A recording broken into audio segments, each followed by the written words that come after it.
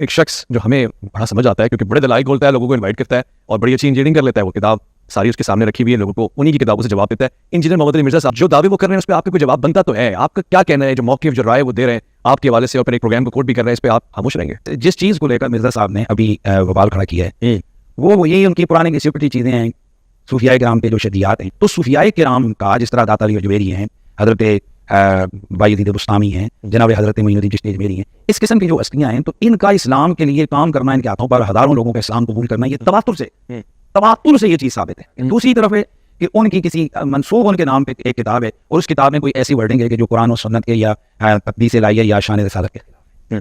اب ہمارے پاس ہوتے, ہمارے زمانے میں وہ ہوتے تو ہم ان سے جا کر پوچھتے جی آپ یہ لکھا ہے, اگر وہ کہتے لکھے ہم کہتے یہ غلط لکھے, اور اگر وہ نہ مانتے تو ہم فتویٰ دے دیتے. اگر وہ کہتے لکھے ہم کہتے یہ غلط لکھے, اور اگر وہ نہ مانتے تو ہم فتویٰ دے دیتے. اگر وہ کہتے لکھے ہم کہتے یہ غلط لکھے, اور اگر وہ نہ مانتے تو ہم فتویٰ دے دیتے.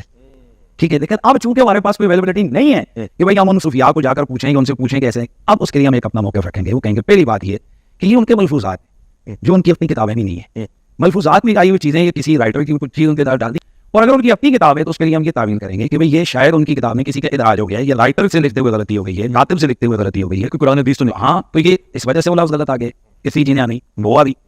تیسری یہ ہے یعنی ہم آگے بڑھ رہے ہیں کہ ایک طرف ان کی وہ شان ہے, وہ عظمت ہے, یہ عام بندے کے لیے نہیں ہوگا, ورنہ کل مرزائی بھی کہیں گے جی مرزے کے لیے بھی یہی لے آؤ, یا اور ہر قسم کا جو لطف اٹھے گا کہ جی ہماری کتابوں کے لیے بھی یہی تعویل کرو, ایسا نہیں ہو. اب ہم تیسرا پوائنٹ اہل سنت یہ دیتے ہیں, وہ کہتے ہیں کہ پھر اس کلام کی مناسب تعویل. مثلا میں آج آپ کو ایک پوائنٹ دے رہا ہوں, بڑا حیران ہوں گے. ایک بزرگ اسی طرح آئے تو ان کے سامنے کوئی بات ہوئی, تو ان کا نام تھا صادق. تو انہوں نے کہا کہ مجھے سچا مانتے, تو پڑھ لا الہ الا اللہ صادق رسول اللہ. تو بندے نے جناب پڑھ لیا, تو جو اس وقت کے بہت بڑے عالم بھی تھے, اللہ کے ولی بھی تھے, ان کے پاس گئے کہ وہ بندے نے تو یہ کلمہ پڑھا لا الہ الا اللہ صادق رسول اللہ, ہنس پڑے. نے کہا اللہ کے بندے, وہ بندہ امتحان کے طور پر وہ دیکھنا چاہ رہا تھا کہ اس بندے کا علم کتنا ہے, یہ اصل میں تکلیف ہوئی ہے کلام کے اندر, اور یہ لا الہ الا اللہ رسول اللہ صادق کو مبتدا خبر بنائی اور خبر کو مبتدا بنایا. اس کے علاوہ اور بہت ساری جو ہے نا وہ تعویلات ہیں. مثلا یہ جو مرزا صاحب جو ہے نا اپنی انہوں نے بنائے ہوئے لوگوں کو کہتے ہیں کہ میرا جھنڈا لوائی اعظم من لوائی محمد, میرا جھنڈا محمد صلی اللہ علیہ وسلم کے جھنڈے سے بڑا ہے.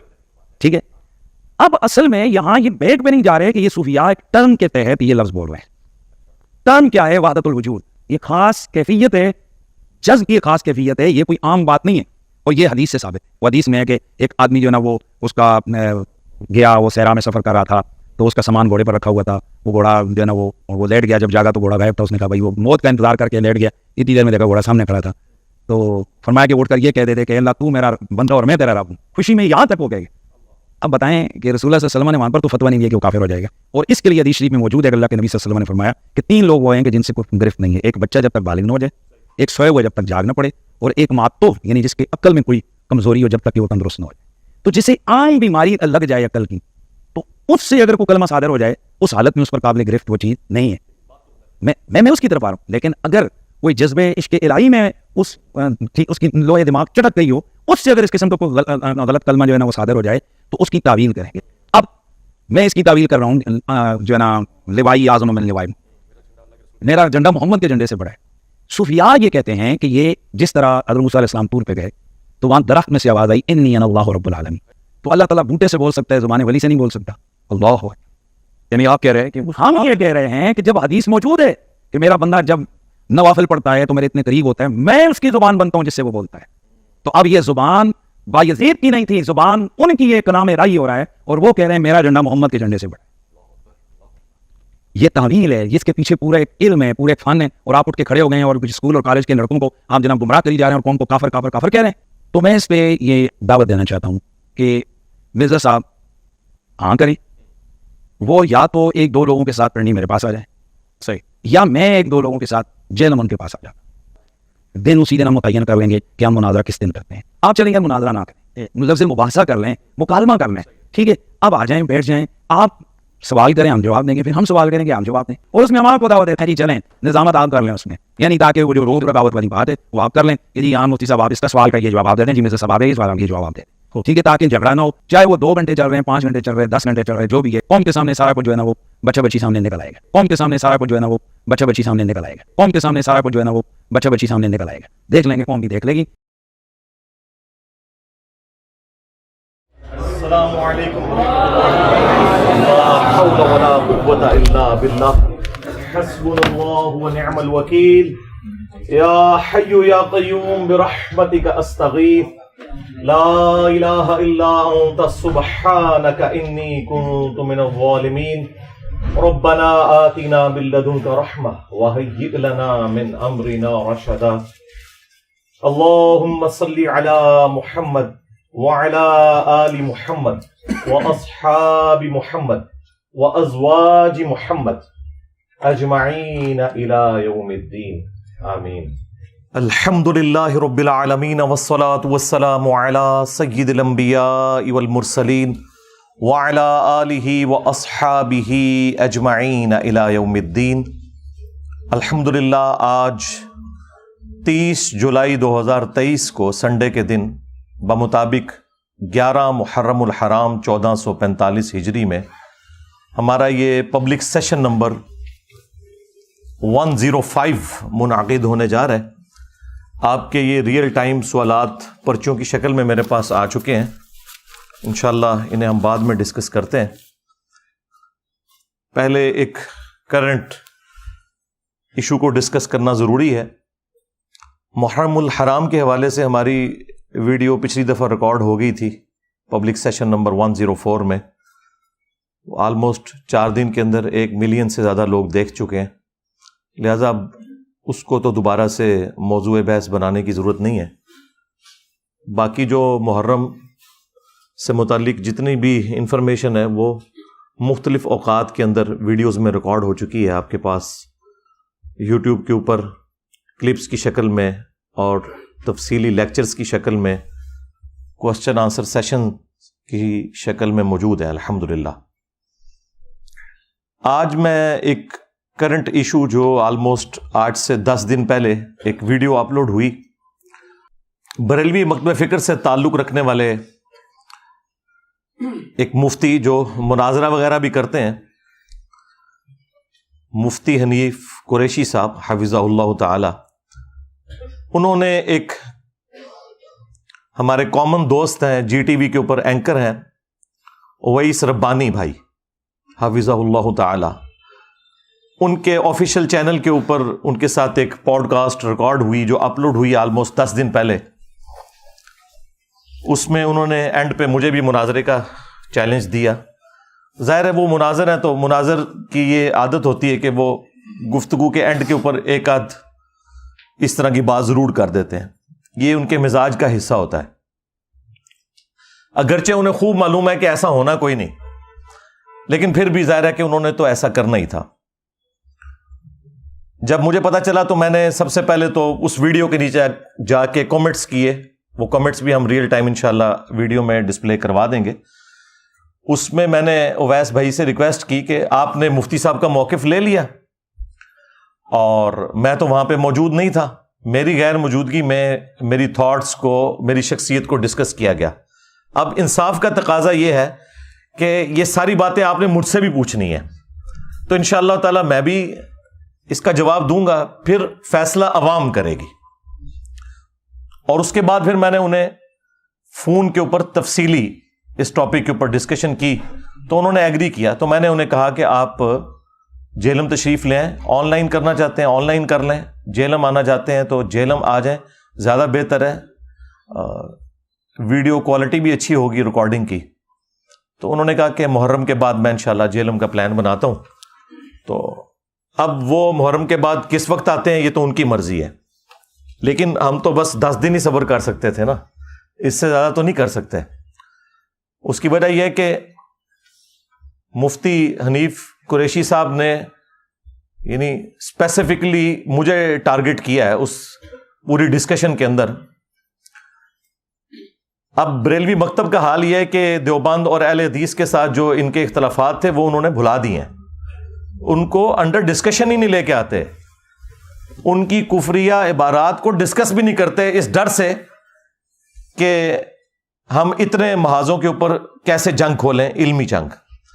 یہ اللہ کے فضل سے ہمارا حوصلہ ہے کہ ہم ہر ٹاپک پہ بات کرتے ہیں اور ہر کریٹیکل ایشو اس کے اوپر بغیر کسی کی پرواہ کیے ہوئے حق بات لوگوں تک پہنچانے کی کوشش کرتے ہیں الحمدللہ.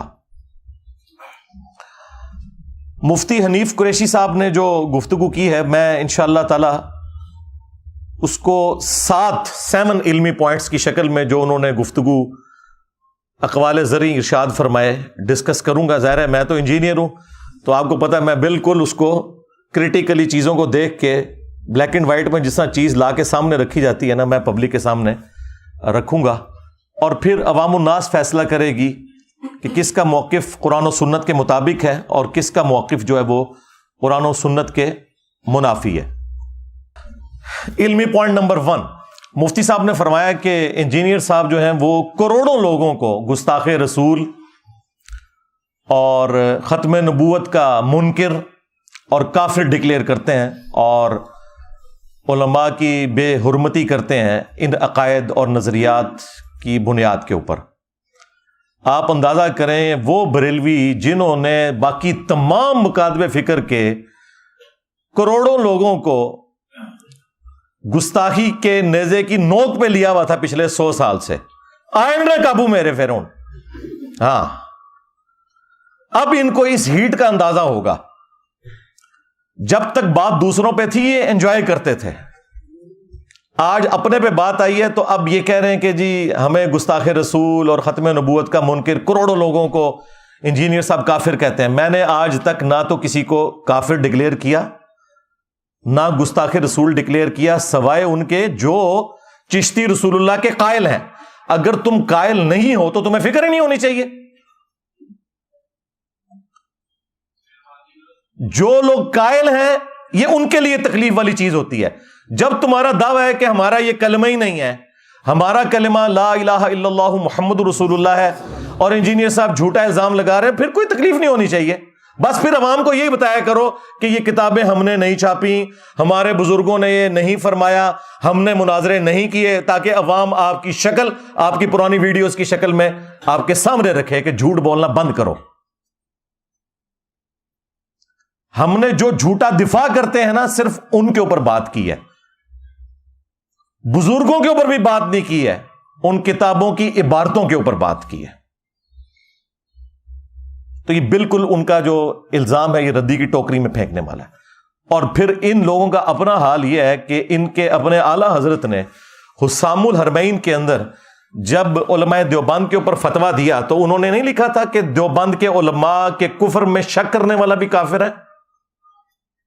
تو کروڑوں دیوبندیوں کو تو انہوں نے ڈائریکٹ کافر نہیں لکھا تھا کیا حسام الحرمین کے اندر, بلکہ لکھا یہ اسلام سے خارج ہیں اور مرتد ہیں. یہ بھی حسام الحرمین میں لکھا. اور احکام شریعت میں جب ان سے پوچھا گیا, یہ فتوے لکھ رہے تھے, وہ یہ نہیں ہے کہ راہ چلتے کسی نے ویڈیو کلپ بنا لیا تھا, وہ غصے کی حالت میں تھے.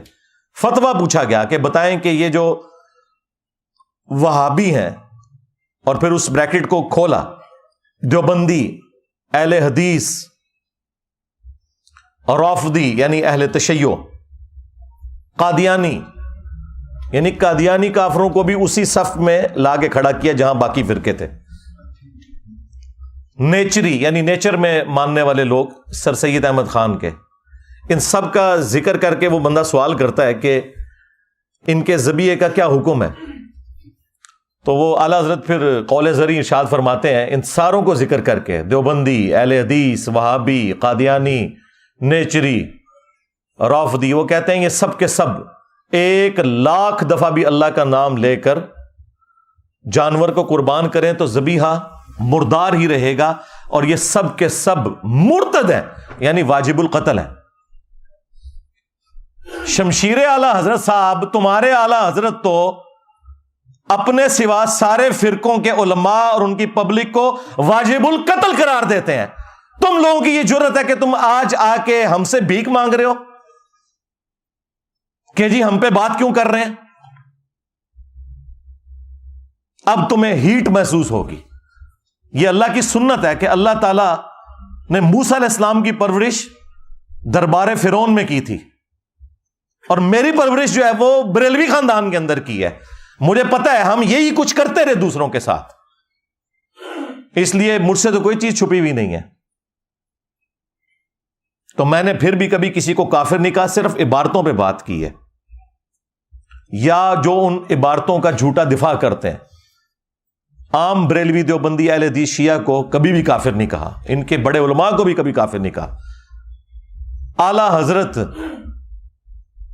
میرے سوا کوئی اور بولتا ہے ادر دین بریلوی؟ میں ہی بولتا ہوں نا, تو رسپیکٹ کے ساتھ ہی نام لے رہا ہوں نا. اور پھر اعلی حضرت کے جو ملفوظات ان کے اپنے بیٹے نے جمع کیے,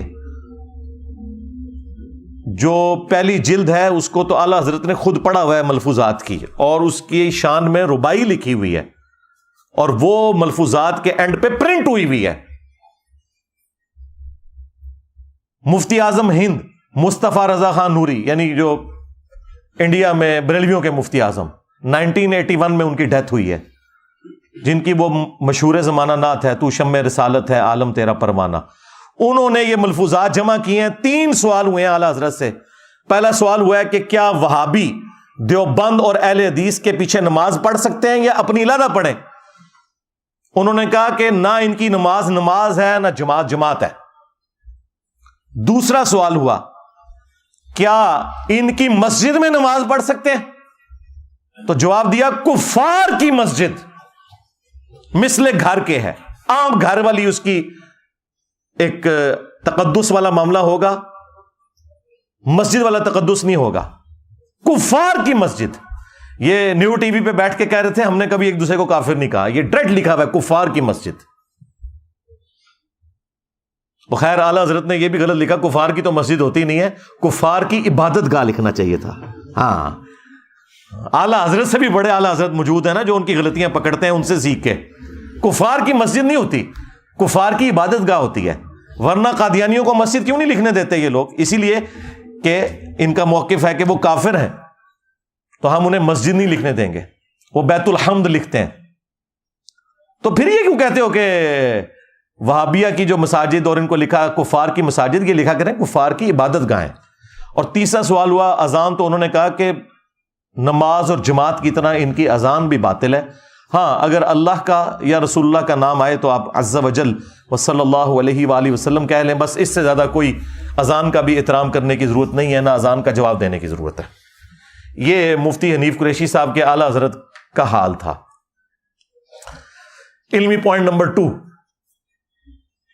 وہ کہتے ہیں کہ حضرت علی حجویری المتوفا 465 ہجری, حضرت باجزید بستامی المتوفا 261 ہجری, حضرت معین الدین چشتی المتوفا 633 ہجری, یہ وہ بزرگ ہیں کہ جن کی بزرگی اسٹیبلش ہے اور اس پر اجماع اور عملی تواتر ہے,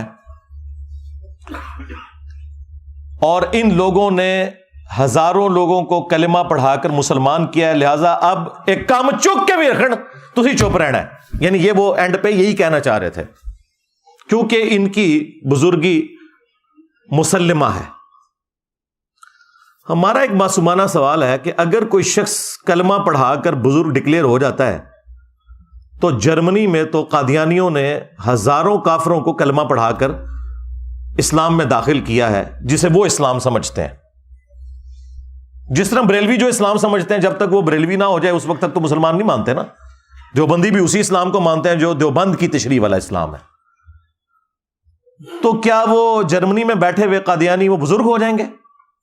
چلیں, یہ تو بہت ورسٹ مثال ہے, آپ کو سمجھنا ذرا مشکل ہوگی. اس سے آسان مثال, ہمارے پڑوسی ملک میں ڈاکٹر ذاکر نائک, وہ قادیانی تو نہیں تھے نا, اہل حدیث مکتب سے اٹھے تھے نا. انہوں نے ہزاروں ہندوؤں کو کیمرے میں کلمہ پڑھا کر مسلمان کیا, اور اس مقدس جرم کی وجہ سے انہیں غریب الوطنی کی زندگی گزارنی پڑ رہی ہے. تو کیا بریلویوں نے ڈاکٹر ذاکر نائک کو ولی اللہ مان لیا؟ اس زمانے کا سلطان الہند مان لیا, ہند میں ہی کلمہ پڑھایا نا. یہ مفتی صاحب ان کے لیے پتہ کیا الفاظ استعمال کرتے ہیں ٹی وی میں, مین ٹی وی چینل کے اوپر انہوں نے کہا ڈاکٹر ذاکر نالائک. نام بگاڑتے ہیں یہ. اور ایک اور وہ خبتی قسم کا پاگل مولوی ہے ان کا مفتی, وہ کہتا ہے ذکر نالائک, نعوذ باللہ. میں بابیاں نوں نہیں مندا, جھوٹ ساڈے گل پا چھڈی, جن ایک نواں ہی باب کھول دیتا. لیکن پترا تیرے حوصلے واسطے میں دس دیواں تیرے تو وڈا ذاکر نالائق بلکہ ذکر نالائق آیا سی. او نہ رہا پتر او تو تے شے ہی کوئی نہیں, او تو تے شے ہی کوئی نہیں جھوٹے. اب ذکر جو ہے نا وہ عربی زبان کے اندر یعنی مرد کی شرمگاہ کے لیے لفظ استعمال ہوتا ہے, اور عام بندوں کو تو نہیں پتا چلتا کہ وہ کیا بکواس کر رہا ہے. تو تم نے سلطان الہند ڈاکٹر ذاکر نائک کو کیوں نہیں مان لیا؟ تو پتہ یہ کیا کہیں گے, جی اس کے عقیدے ٹھیک نہیں. توڑے بابیاں دے بھی عقیدے ٹھیک نہیں, اپنے ناماں دے کلمے پڑھانے والے ہو. میں نبی سا ہے ہی کوئی نہیں, تیرے بابے تے شے ہی کوئی نہیں, لے جاؤ اپنے بابے تو. ہاں دبو انہاں نوں جا کے ہن. جی عقیدے ٹھیک نہیں ہے. نہیں آپ تو کہہ رہے تھے کلمہ پڑھایا ہے. او نہیں جی اللہ بھی فاسق سے بھی کام لے لیتا ہے جی دین کا. جی وہ بخاری مسلم میں حدیث ہے, ایک فاسق سے بھی اللہ تعالیٰ نے دین کا کام لیا تھا, اینڈ پہ اس نے خودکشی کر لی. نبی علیہ السلام نے کہا فاسق سے بھی اللہ تعالیٰ دین کا کام لے لیتا ہے. ہاں آئے ہو نا داد لے. ہاں اب پتا چلا کہ تمہارے بزرگوں کے بارے میں ہم کیا سوچتے ہیں, جو کچھ تم دوسروں کے بزرگوں کے بارے میں سوچتے ہو. جی بزرگوں کا علماء کا احترام نہیں کرتے, تم کرتے ہو دوسروں کا احترام. اپنے بزرگوں کو رحمت اللہ علیہ, دوسروں کے بزرگوں کو مرحوم. ہاں اپنوں کے ساتھ 10 لائنوں کی دمیں لگائی ہوتی ہیں, دوسروں کے اوپر لانتے بھیجتے ہو. 99 قتل تے تسی بھی کیتے ہوئے نا, میں تے ایک کر کے تے سینچری پوری کیتی ہے نا. ہاں بڑا برا وقت آیا جی بریلویاں ہوتے, یقین کرو انہوں نے کدے سوچا بھی نہیں سی. بڑا ہی برا وقت آیا جی, جنہوں نے پوری دنیا نو گستاخ گستاخ گستاخ آج بھیک مانگ رہے ہیں. انجینئر صاحب ہمیں گستاخ کہتے ہیں, انجینئر صاحب ہمیں ختم نبوت کا منکر کہتے ہیں. ہاں تو آڈا علاج ہی میرے کول سی, تو انہوں مٹھی مٹھی گلا نہیں سمجھ آندیاں. ہاں اے اینٹی وینم الزامی جواب پھکی اے الحمدللہ جیلم شریف تو ملتی ہے. ہاں الحمدللہ کتنی تمکنت ہوندی سی جی انہاں دی. نسدے جے ہن میرے نام تو بھی, میرے کلپس تو بھی, جنہوں نے باقی لوگوں کو گستاخی کے نیزے کی نوک پہ رکھا ہوا تھا.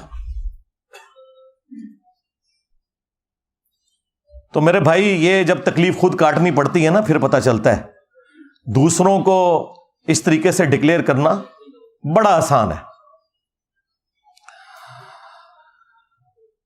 علمی پوائنٹ نمبر 3, وہ کہتے ہیں کہ جی یہ جو بزرگوں کی تعلیمات ہیں نا, یہ انہوں نے خود نہیں کتابیں لکھی ہوئی, یہ تو ملفوظات ہیں ان کے, لوگوں نے بعد میں جمع کر دیے. پھر اس میں الحاقی عبارتیں بھی ہیں جو بعد میں داخل ہو گئیں, تو اس وجہ سے آپ کو اتنے کفریات اس کے اندر ملتے ہیں. اور پھر انہوں نے ساتھ اس کے ایڈ کیا کہ اگر یہ بزرگ ہمارے زمانے میں ہوتے ہیں نا, تو ہم انہیں سامنے بٹھا کے خود پوچھتے کہ حضرت یہ آپ نے بکواس ارشاد فرمایا ہے. ہاں بکواس ہی ہے نا, بکواس چھوٹا لفظ بول رہا ہوں, کفر بکا ہے آپ نے, یہ چشتی رسول اللہ والا کفر آپ نے بکا ہے. اور اگر وہ کہتے ہاں میں نے بکا ہے تو ہم ان پہ کفر کا فتویٰ دیتے. یہ مفتی صاحب نے کہا ہے ویڈیو میں کہ اگر یہ ہمارے زمانے میں آتے نا, تو ہم ان سے پوچھتے کہ حضرت یہ آپ نے کہا ہے, ہم نہیں مان سکتے آپ نے کہا ہے. اگر پھر بھی وہ کہتے نا کہ ہم نے کہا ہے, تو ہم ان پہ کفر کا فتویٰ دے دیتے. سرکار تو یہی تو بات میں بھی کر رہا ہوں, آپ نے مان لیا یہ کفریات ہیں. تو اس پہ میرا جواب یہ ہے کہ سب سے پہلے مجھے یہ بتائیں ان کی لیگیسی کون آگے لے کے چل رہا ہے, ان کی کتابیں کون پرنٹ کر رہا ہے؟ یہود و نصارہ پرنٹ کر رہے ہیں یا بریلویوں کے بزرگ آج تک یہ 700-800 سال سے گند سمیٹتے ہوئے آ رہے ہیں؟ پرنٹنگ تمہارے بابوں نے کی ہے. اگر تم لوگ سمجھتے ہو یہ کفریات تھے, تو یہ کون سی دین کی خدمت ہوئی ہے کہ تم نے ان کے ملفوظات جمع کیے ہیں؟ نہیں جی جو بات قرآن و سنت کے مطابق ہو وہ آپ لے لیں, جو قرآن و سنت کے مطابق نہ ہو وہ آپ نہ لیں. کیوں بھائی, جو قرآن و سنت کے مطابق ہے وہ تو پہلی قرآن و سنت میں لکھی ہوئی ہے. اینج کر کے کان کیوں پھڑنا ہے؟ نہ ادھر رکھو اپنی کتابوں, لاؤ چوک چ رکھ کے اگ, جن میں گستاخیاں لکھی ہوئی ہیں, اپنے ناموں کے کلمے پڑھوائے ہوئے ہیں تمہارے بزرگوں نے. نہیں وہ الحاقی عبارتیں وہ بعد میں شامل ہو گئی ہیں. پرنٹ کیوں کر رہے ہو؟ او جی ہمارے اعلیٰ حضرت نے تو فتاوی رضویہ کے اندر کہہ دیا تھا کہ جی اگر کوئی شخص یہ دعویٰ کرے کہ میں اللہ کا رسول ہوں تو اسے کافر کہیں گے. ایک کیڑی ایڈی پی ایچ ڈی گل ہے جی انہوں نے پبلک کی ہے, تو سارے نوں پتا ہے. بڑا احسان کیتا ہے جی اعلیٰ حضرت نے امت ہوتے کہ دس کے کہ اگر کوئی کہ میں اللہ کا رسول ہوں نبی علیہ السلام کے بعد تو ہم اسے کافر کہیں گے. ادھر جو نے کیا کڑیا ہے. اس سے پھر وہ کہتے ہیں وہ چشتی رسول اللہ والی ساری چیزیں فارغ ہو جاتی ہیں, کیونکہ اعلیٰ حضرت نے پھر اس میں یہ بھی کہا کہ چشتیہ کے بزرگوں کی طرف جو کتابیں ہیں نا یہ غلط منسوب ہوئی ہوئی ہیں, انہوں نے یہ باتیں نہیں کہیں. لیکن سرکار اعلیٰ حضرت بھی پھر میری داڑھ تھلے آ گئے. میں نے ان کو بتایا کہ بھائی فتاوی رضویہ میں آپ چشتیہ کے بزرگوں سے تو جان چھڑا لو گے, لیکن فتاوی رضویہ میں اعلیٰ حضرت نے ایک ایسی کتاب کی تعریف کی ہے, نہ صرف تعریف کی بلکہ کہا یہ رسول اللہ کی بارگاہ میں مقبول ہے, سبع سنابل, اس کے اندر بھی چشتی رسول اللہ نکل آیا ہے. اگر اعلیٰ حضرت کو پتا تھا کہ اس میں چشتی رسول اللہ لکھا ہوا ہے, اس کے باوجود اس نے تعریف کی تو اعلیٰ حضرت گیا. اعلیٰ حضرت صاحب تسی گئے, اور اگر نہیں پتا چلا تو تیری بزرگی گئی. کہتے ہیں نا غوث وقت ہے, دلوں کے حال جانتے ہیں. وہ سارے غوث فارغ ہو گئے 800 سال تو کسی نے پتہ ہی نہیں لگا کی کوڑ لکھے ہے تھوڑی کتاب اندر. تو اعلیٰ حضرت بھی مجرم ہے, کیونکہ انہوں نے حشت بہشت کو اگر فراڈ کہا ہے نا تو سبع سنابل کی تعریف کی ہے, اور تم لوگ تو حشت بہشت بھی چھاپ رہے ہو اور سبع سنابل بھی چھاپ رہے ہو. لہذا چشتی رسول اللہ اعلیٰ حضرت کے کھاتے میں ڈل گیا. سیدھی سی بات ہے, اعلیٰ حضرت کو کوئی اس حوالے سے ہم چھٹی نہیں دے سکتے. اور تفنن کے لیے میں عرض کروں گا پھر کہ اعلیٰ حضرت پھر اسے مانو کہ جس نے اتنے 100 سال بعد تمہیں بتایا کہ تمہارے بزرگوں نے کتابوں میں کیا گند گھولا تھا اور تمہارے بزرگوں نے کیا کتابوں میں گند چھاپا تھا. یہ تو جس نے بتایا نا اسے پھر اب اعلیٰ حضرت مانو, اور ٹائم قیامت تک ہے, مننا کو نہیں تسی, ہاں لیکن آپ کے عوام مانیں گے انشاءاللہ تعالی. علمی پوائنٹ نمبر 4, وہ کہتے ہیں کہ جن کی بزرگی مسلمہ ہے, اسٹیبلش ہے, ان کی اس قسم کی جو گستاخانہ باتیں ہیں نا اگرچہ ہے کفریہ ہیں, لیکن ان کو صوفیاء کی شتیہات کہا جائے گا. شتہیات کا مطلب ہے بونگیاں, پنجابی میں اس سے بہتر کوئی ترجمہ ہو ہی نہیں سکتا, یعنی کسی شخص کو ہوش نہ ہو کہ وہ کیا بول رہا ہے. تو صوفیاء اللہ کی محبت میں اتنے مست ہو جاتے تھے کہ انہیں اپنی ہوش نہیں رہتی تھی, اور اس کی وجہ سے وہ یہ کفریات بک دیتے تھے. اگرچہ یہ بکتے جو کچھ تھے وہ ہوتا کفر تھا, اور وہ کہتے ہیں اگر یہی بات کوئی اور کہے جو بزرگ نہ ہو تو ہم اسے کافر کہیں گے, لیکن بزرگ کو چھوڑ دیں گے. دیکھ کیسی 2 نمبری.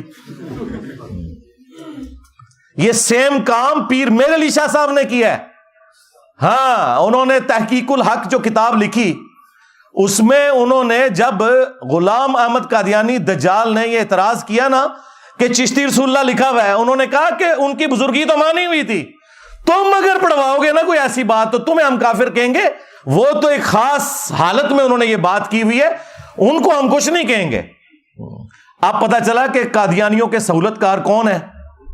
جس طرح وہ انڈین فلموں میں اور ہالی ووڈ کی فلموں میں اینڈ میں آپ کو پتا چلتا ہے نا کہ وہ بیچ میں سے سارا ماسٹر مائنڈ وہی نکلتا ہے بندہ جو کہ اس کے خلاف ساری جنگ کر رہا ہوتا ہے.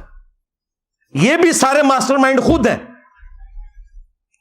آج تک انہوں نے کبھی گستاخانہ عبارتوں کے خلاف کوئی دھرنا دیا, لہذا یہ کوئی بھی ختم نبوت کے اوپر کام نہیں کر رہے. ختم نبوت کام وہ ہوگا جو چشتی رسول اللہ اور اشر علی رسول اللہ کے خلاف ہوگا. یہ صرف اینٹی قادیانی ہے. ایک چھوٹے سے طبقے کو انہوں نے پکڑا ہوا ہے, اور اپنے بلنڈر جو اس سے بڑے ہیں, بڑے آپ سوچ رہے ہوں گے کیسے, اس لیے کہ بھائی غلام القادیانی نے جو کچھ کیا وہ آج تک گالیاں کھا رہا ہے, اور جن کے بزرگوں نے کلمے پڑھائی ان کو رحمہ اللہ کہتے ہیں, بزرگی ان کی ڈکلیئر کر رہے ہیں. اس نے تو اپنے آپ کو امتی نبی کہا تھا, انہوں نے ڈائریکٹ اپنے آپ کو نبی کہا. تو بڑے مجرم تو یہ لوگ تھے, اور الٹا ہی بزرگیاں ویل کر رہے ہیں. تو کہتے ہیں شتہیات, بونگیاں. اب یہ جو ان کی بونگیاں ہیں ان کے لیے وہ کہتے ہیں کہ جی ہم آپ کو دلیل دیں گے قرآن و سنت سے. انہیں پتا ہے کہ ان کی تو بات کوئی نہیں مانی جانی, تو قرآن و سنت سے ہم کوئی دلیل پیش کریں, جو میں کئی ایک ویڈیوز کے اندر ان کے دلائل کا رد کر چکا ہوں. سب سے بڑی دلیل یہ دیتے ہیں کہ جی وہ صحیح بخاری کے اندر तालीकन एक रवायत मौजूद है मौला अली अलैहि सलाम का कौल, जिसकी पूरी सनद सुनन इब्न माजा के अंदर मौजूद है कि नबी सल्लल्लाहु अलैहि वसल्लम ने फरमाया 3 लोगों से अल्लाह ताला ने कलम उठा लिया है। नंबर 1 जो मजनून है, पागल शख्स, नंबर 2 सोया हुआ शख्स, और नंबर 3 जो नाबालिग है। अब आप सोच रहे होंगे कि इन तीनों में इनके बुजुर्ग कहां से आ गए। वो कहते हैं वो जो मजनून है ना, यानी पागल है, हाँ वही पागल है, ये अल्लाह दे इश्क पागल हो जाते ने। तो मैं फिर वो खादिम रजवी साहब वाली गल करांगा, ओए इनू हल्का ना जानो जड़ा भौंकदा जे नबी उते भौंकदा जे। ये सारे पागल नबी उते क्यों भौंक के गए ने? कल तक तो तुम हमें कहते थे बा खुदा दीवाना बाश, बा मोहम्मद होशियार, और बड़े फखरिया ये मुनाजरों में कहते थे कि ये आप हमें बुजुर्गों की शतियात ना दिखाएं, ये वहदतुल वजूद की कैटेगरी में ना वो अल्लाह ताला के बारे में बात आती है, नबी के बारे में करते हैं तो हम इन पे कुफर का फतवा लगाते। तो मैंने तो सारी गुस्ताखियां नबी की शान में निकालनी है तुम्हारे बाबों की। अब तुम कहां भाग के जाओगे? बा खुदा दीवाना बाश, बा मोहम्मद होशियार।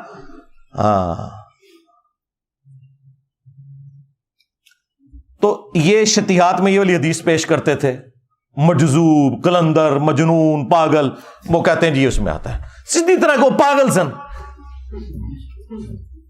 ये पागल जरा और होता है यार। साहबा में तो इस तरह का पागल कोई नहीं हुआ, ये सारे बाद ही पागल आए ने, साढ़े बते ही लगने सन पागल।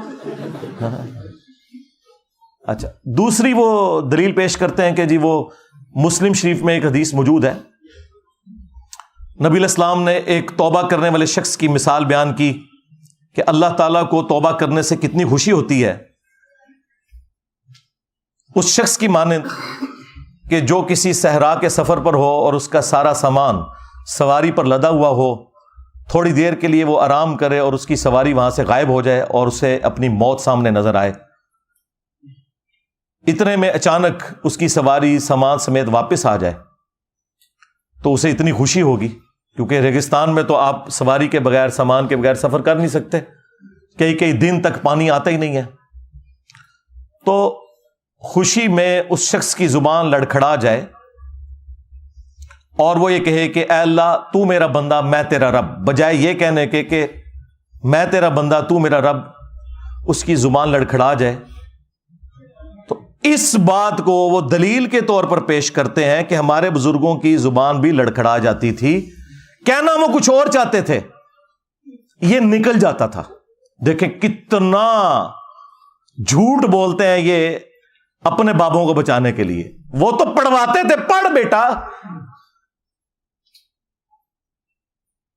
और यहां पे क्या झूठ बोलते हैं, उसके आखिरी अल्फाज स्किप कर देते हैं। उसमें अल्फाज है मिन शिद्दतिल फरह, खुशी की शिद्दत की वजह से, जुबान लड़खड़ाने की वजह से निकला। उसने ये कहा नहीं है, क्या वो वही रहा था। तो स्लिप ऑफ टंग तो किसी से भी हो सकता है, इससे आप दलील पकड़ेंगे। और फिर वो तो एक मिसाल थी, तुम्हारे बुजुर्ग जब भी बोलते हैं हमेशा ही उनकी जुबान लड़खड़ाती है। चलें, जब बाद में होश आती है फिर तो उन्हें पता चल जाता है ना, बाद में तौबा कर लें। बाद में तौबा को नहीं करते। और तीसरी दलील उस वीडियो में उन्होंने पेश की, उन्होंने कहा कि वो देखें कुरान पाक में है कि मूसा अलैहिस्सलाम की जब पहली मुलाकात हुई अल्लाह ताला से, जैसा कि उसकी शान के लायक है, तो दरख्त की तरफ से आवाज आई थी। वो दरख्त अल्लाह ताला की तजल्लियात का मरकज बन गया था। तो इस तरह हमारे बुजुर्गों की जुबान अल्लाह ताला की तजल्लियात का मरकज बन जाती है। असल में अल्लाह उनके मुंह से बोल रहा होता है, अस्तगफिरुल्लाह। और यार ये अकीदा तो हमारा किसी नबी के बारे में नहीं है। रह गया ये मिसाल देना उस दरख्त की, या कोहे तूर की मिसाल देना कि उस पर अल्लाह ने तजल्ली डाली थी। इस मिसाल का तुम्हारे बाबे से कोई लेना देना है? आप हमें पैगंबरों से कोई बात ला के बताएं कि पैगंबरों के ऊपर कैफियत तारी होती हो और पैगंबर अपने मुंह से बोल रहे हो और वो कह रहे हो कि इस वक्त अल्लाह मेरे मुंह से बोल रहा है। कुफरी अकीदा है ये। हमारे महबूब अलैहिस्सलाम के लिए भी कुरान में आया वमा यंतिकु अनिल हवा इन हुआ इल्ला वह्युन यूहा। ये अपनी ख्वाहिश नफ्स से कुछ नहीं कहते, ये वो कहते हैं जो इन्हें वही होता है। हम तो रसूलुल्लाह के लिए भी ये नहीं मानते कि उनके मुंह से अल्लाह बोलता था, वही होती थी। किस बात को कहां जोड़ते हैं जाके। اور چوتھی دلیل یہ دیتے ہیں کہ جی وہ بخاری میں حدیث ہے ہاتھ بن جاتا ہوں پاؤں بن جاتا ہوں. اچھا بس اتنی حدیث ہے؟ یہ پوری حدیث, یہی حدیث دلیل بنائی ہے کشف المحجوب میں بھی علی حجویری صاحب نے بھی. اس حدیث کے اوپر میں تفصیلی بول چکا ہوں, میری آپ یوٹیوب پہ ایک ویڈیو ضرور دیکھیں, توحید سے متعلق 10 دھوکے جو ان کے بزرگ دیتے تھے, ان میں نے اسے بھی ڈسکس کیا. یہ تو اللہ تعالیٰ نے کہا ہے کہ جب کوئی شخص فرائض پر پابندی اختیار کرتا ہے اور نوافل کے ذریعے ہمارا قرب حاصل کرتا ہے تو میں اس کے ہاتھ بن جاتا ہوں جس سے وہ پکڑتا ہے, میں اس کے پاؤں بن جاتا ہوں جس سے وہ چلتا ہے, میں اس کی آنکھ بن جاتا ہوں جس سے وہ دیکھتا ہے. تو کیا مطلب بھائی, کہنا کیا چاہ رہے ہو تم؟ یہ کہنا چاہ رہے ہو کہ اللہ اس کے پاؤں بن جاتا ہے, خود فزیکلی حلول کر جاتا ہے اس کے اندر؟ نہیں, یہ مطلب نہیں ہے. اس کے پاؤں نہ اور ہاتھ اللہ کا مظہر بن جاتے ہیں, بس پھر وہ ایک چھلانگ میں فلاں جگہ پہنچ جاتا ہے اور فلاں جگہ پہنچ جاتا ہے اور فلاں جگہ. بھائی اس حدیث کے اینڈ پہ آپ پڑھیں کہ جب وہ اپنے دشمن کے اگینسٹ مجھ سے پناہ طلب کرتا ہے تو میں اس کی دعا قبول کرتا ہوں. ہاں, اگر وہ بن چکا ہے تو خود کیوں نہیں دشمن کی ایسے گیچی مروڑ دیتا؟ دعا کیوں مانگتا ہے؟ وہ تو مظہر بن چکا ہے نا. اس کا معنی بالکل یہ نہیں ہے. اس کا مطلب یہ ہے کہ کوئی شخص اللہ کے ساتھ کمیٹڈ ہو, پھر اللہ تعالیٰ اسے نیکیوں کے اوپر استقامت دے دیتا ہے. ہاتھ بن جاتا ہوں, پاؤں بن جاتا ہوں, آنکھیں بن جاتا ہوں, اس سے مراد یہ ہے کہ پہلے تو وہ اپنی کوشش کرتا ہے نا, اس کے بعد میں اسے استقامت دیتا ہوں کہ پھر پوری زندگی اس کی آنکھیں, پاؤں, ہاتھ, کان گناہ کی طرف نہیں بڑھتے بلکہ میری طرف ہی آتے ہیں. یہ میں اسے انعام دیتا ہوں. یہ کہتا ہے پھر انعام کیا ہوا؟ انعام یہ ہے کہ پہلے اس نے کوشش کی, استقامت ہی تو انعام ہے. پوری زندگی نیک عمال کرنے والے لوگ بھی اینڈ پہ جا کے اپنا بیڑا غرق کروا بیٹھتے ہیں. استقامت سے بڑی کوئی نعمت نہیں ہے. تو یہ اللہ تعالیٰ کی طرف سے اسے انعام ملتا ہے. لیس کمثلہ شیء وہو السمیع البصیر. اللہ کی مثل کوئی شے نہیں ہے, وہی سننے والا دیکھنے والا ہے. اللہ کے لیے ہم مثال ہی نہیں بیان کر سکتے کہ جی میں پاؤں بن جاتا ہوں, اس سے مراد یہ ہے کہ اللہ اس کے پاؤں بن جاتا ہے. نہیں, یہ لٹریچر کی زبان میں بات ہو رہی ہے. ہمارے نبی علیہ السلام کے لیے ہے نا, قل ان صلاتی ونسکی ومحیای ومماتی للہ رب العالمین. اے نبی تم فرماؤ اپنی امت سے کہ بے شک میری نماز, میری قربانی, میرا جینا, میرا مرنا سب کچھ اللہ کے لیے. اچھا دیکھیں, ساری عزتیں انہوں نے اللہ کے نام کے اوپر, رسول کے نام کے اوپر ویل کی ہوئی ہیں, لیکن اس کے اگینسٹ عبادت ان بزرگوں کی کروا رہے ہوتے ہیں. بڑے پہنچے نے اللہ نو کتنے ذکر بھی نہیں کرتے بچے. جب ٹیکنیکل ڈسکشن ہوتی ہے تو پھر اللہ کو بیچ میں ڈالتے ہیں. میں اسی پہ پھر عرض کرتا ہوں نا کہ عزتیں اویل کی تم نے اللہ اور اس کے رسول کے نام کے اوپر, عز و جل و صلی اللہ علیہ وآلہ وسلم.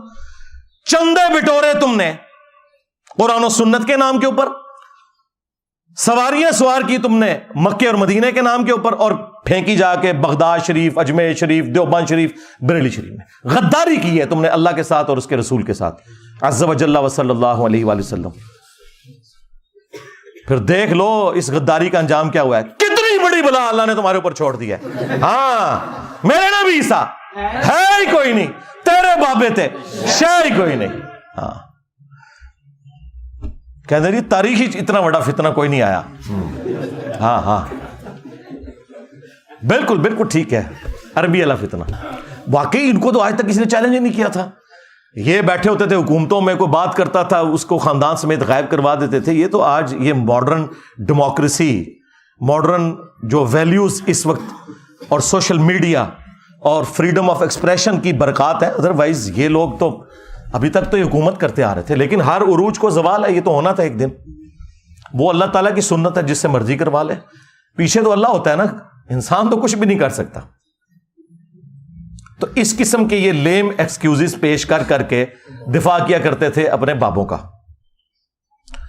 علمی پوائنٹ نمبر 5, یہ انتہائی خطرناک اور شرمناک قسم کی اپروچ مفتی صاحب کی. یہ ساری باتیں کرنے کے بعد نا کہ جی یہ ان کی طرف غلط منسوب ہے, وہ ایسا کر نہیں سکتے, اگر ہمارے سامنے کرتے ہم فتویٰ دے دیتے, یہ کتابیں بدل گئی ہیں. اینڈ پہ جا کے نا جنہوں کے اندر پنجابی گھوں کھا لیا, ہاں غلاظت کھا لی, اور ان باتوں کا دفاع کرنا شروع کر دیا. چشتی رسول اللہ کا بھی دفاع کیا, اور لیوائی اعظم من لیوائی محمد, میرا جھنڈا محمد کے جھنڈے سے بھی بڑا ہوگا, اس کا بھی دفاع کر دیا. اللہ کے بندو, جب یہ کہہ رہے تھے کہ یہ بکواسیات ہیں تو دفاع کس بات کا کر رہے ہو؟ یہ اللہ تعالیٰ نے تمہیں ننگا کرنا تھا, اینڈ پہ جا کے دفاع کیا. اور پھر بڑے مزے لے لے کے نا حسس کے واقعہ سنا رہے. یہ جی پیر صاحب تھے, ان کا نام تھا صادق, تو انہوں نے اپنے ایک مرید سے پڑھوایا لا الہ الا اللہ صادق رسول اللہ, نعوذ باللہ. اے نما بھی مارکیٹ آ گیا جی. ہاں, پھر دوسرے کسی بزرگ تک بات پہنچی تو انہوں نے کہا نہیں, کوئی پریشانی والی بات نہیں ہے. وہ صادق اپنے آپ کو مراد نہیں لے رہے تھے, وہ صادق نبی علیہ السلام کو مراد لے رہے تھے, کیونکہ نبی علیہ السلام بھی تو صادق اور امین ہے. دیکھو کڈی کہانی کرا دے جے. پر چشتی دی چے تے عربی چ کوئی نہیں جی ہوندی. ہاں اچھا, یہ تعویل پرانے بزرگ بھی کرتے تھے کہ وہ جب کلمہ پڑھا رہے ہوتے تھے نا تو بیچ میں نیت نبی علیہ السلام کی کرتے تھے. ہاں, تو سرکار اس کا مطلب یہ ہے کہ اگر سیدنا ابوبکر کلمہ پڑھاتے ہیں صدیق رسول اللہ, تو نبی علیہ السلام بھی تو صدیق ہیں, نبی علیہ السلام فاروق بھی ہیں, نبی صلی اللہ علیہ وآلہ وسلم غنی بھی ہیں, آپ مرتضیٰ بھی ہیں, حیدر بھی ہیں. تو کیا خلفائے راشدین اپنے ناموں کے کلمے پڑھا کے تو یہ کنایا کیا کرتے تھے؟ تو یہ جو میں نے دعویٰ کیا تھا نا کہ ان کا اور ان کے بزرگوں کا اس دین کے ساتھ کوئی لینا دینا نہیں ہے جو اس شخصیت میں نازل ہوا ہے جس کی قبر مدینے میں ہے صلی اللہ علیہ وآلہ وسلم. تو میں یہ کہنے میں حق بجانب ہوں کہ مرنے سے پہلے اے مسلمان کر لے اس پہ غور. کتابوں کا خدا اور ہے, بابوں کا خدا اور. کتابوں کا پیمبر اور ہے, بابوں کا پیمبر اور. یہ لوگ میرے پہ اعتراض کرتے تھے نہیں جی خدا تو ساروں کا ایک ہے, انجینئر صاحب نے 2 خدا بنا دیے. یہ بھائی محاورے میں بات ہو رہی ہے, خدا تو واقعی سب کا ایک ہے. آپ بھگوان کہہ لیں, خدا کہہ لیں, اللہ کہہ لیں, گاڈ کہہ لیں, سپریم بینگ کہہ لیں, سپر نیچرل ایجنسی کہہ لیں, لیکن ان کوالٹیز کے ساتھ ماننا ہے جو نبی صلی اللہ علیہ وآلہ وسلم نے تعلیم فرمائی ہیں, ورنہ پھر آپ اس اللہ رسول کو نہیں مان رہے. ہاں, آپ اپنے بزرگوں کی تعلیمات لے کر چل رہے ہو. تو اینڈ پہ جا کے انہوں نے پھر دفاع کیا چشتی رسول اللہ کا, اور پھر لیوائی اعظم من لیوائی محمد, بازید کے اس نعرے کا انہوں نے دفاع کیا کہ قیامت کے دن بازید نے کہا تھا نا کہ میں, یعنی اس کی زبان سے یہ, بلکہ یہ الفاظ جو موجود ہیں وہ تو بڑے خطرناک ہیں کہ بازید سے پوچھا گیا کہ بتائیں قیامت کے دن سب لوگ کس کے جھنڈے کے نیچے ہوں گے؟ تو اس نے کہا کہ میں اللہ کی قسم اٹھا کر کہتا ہوں کہ ساری مخلوقات, محمد اور تمام انبیاء قیامت کے دن میرے جھنڈے کے نیچے ہوں گے. نعوذ باللہ من ذالک. تو مفتی صاحب نے اس کی تعویل کیا جی, اس کی تعویل میں یہ کرتا ہوں کہ ان کے منہ سے اس وقت اللہ بول رہا تھا. ہاں, یہ پرانے بھی یہی کچھ کہتے تھے. تو اللہ کا جھنڈا تو محمد کے جھنڈے سے بڑا ہی ہوگا نا. ان ظالموں سے پوچھو کہ قیامت کے دن کیا اللہ کا جھنڈا اور محمد کا جھنڈا الگ ہوں گے, یا لواء الحمد اللہ کا جھنڈا محمد رسول اللہ صلی اللہ علیہ وآلہ وسلم کے ہاتھوں میں ہوگا؟ تو یہ کوئی تعویل بنتی ہے تمہاری؟ شرم نہیں آئی تمہیں یہ بات کرتے ہوئے؟ ہاں, بخاری مسلم میں ہے کہ قیامت کے دن ہر غادر اور خائن شخص کے لیے میدان محشر میں ایک جھنڈا بلند کیا جائے گا اور اس کو بلایا جائے گا فلاں بن فلاں, تو غدار ہے, آ یہ تیرے لیے جھنڈا گڑا ہے. کہیں اس کو تو تم شفاعت کا جھنڈا نہیں مانے ہوئے؟ جھنڈا تو ایک ہے, محمد اور اللہ کا جھنڈا الگ نہیں ہے. کسی خلیفہ راشد کی جرت نہیں ہوئی کہ وہ اپنی زبان سے ایسی بات کرے. شکر کرو حضرت عمر زندہ نہیں ہے, ورنہ فیصلہ کسی اور طریقے سے ہوتا. میں تو صرف زبان کھولتا ہوں. تو یہ وہ دفاع کر رہا تھا پہلے اتنی باتیں کر کے. تو یہ ایک ٹکٹ میں ایک نہیں, 2 نہیں, 3 نہیں, 4 مزے کرتے ہیں, اور میں نے ان کے چاروں مزے ہی خراب کر دیے ہیں اللہ کے فضل سے.